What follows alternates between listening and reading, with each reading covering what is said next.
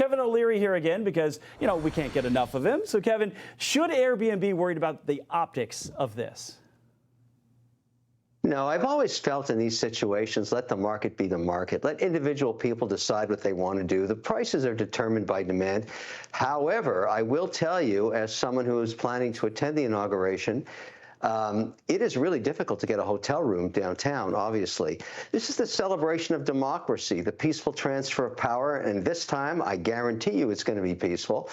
And I think it's a wonderful thing to attend, to see, and of course, you hope for good weather. We've had it all over the map in past inaugurations, but I'm excited about it. I'm going to get there one way or another. I don't know how far out of town I'm going to be staying, but I just think this event is something you put in your calendar, and you have those memories the rest of your life. I just love democracy. Yeah. Voters in Washington, D.C. and Maryland overwhelmingly went for Vice President Harris in this election. You think this is just maybe a sour grapes thing, and they're just a smaller group being more vocal? Because we didn't see this reaction when the Iranian president spoke at the UN earlier this year in New York. Yeah, no question. Obviously, the Iranian ambassador's speech, and that again, this is a demonstration of democracy.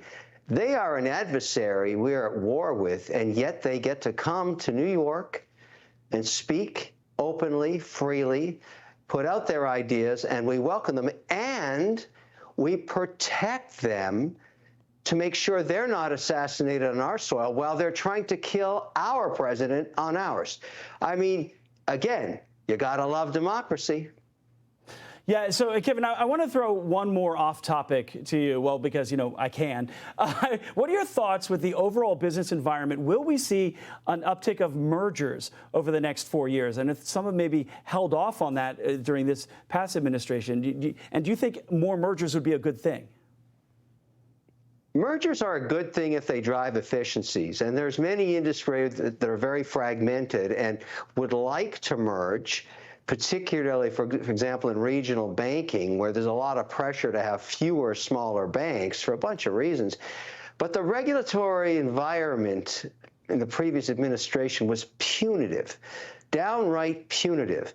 And, pursuing our big tech companies and trying to break them up and sell off their assets is not the right way to go, because technology's proved itself over and over again that really it's innovation, not regulation, that changes the market so quickly. So just when you think Google can't lose, something else comes along, or you thought that Facebook was the only social media platform. Look at what TikTok did in 3 years.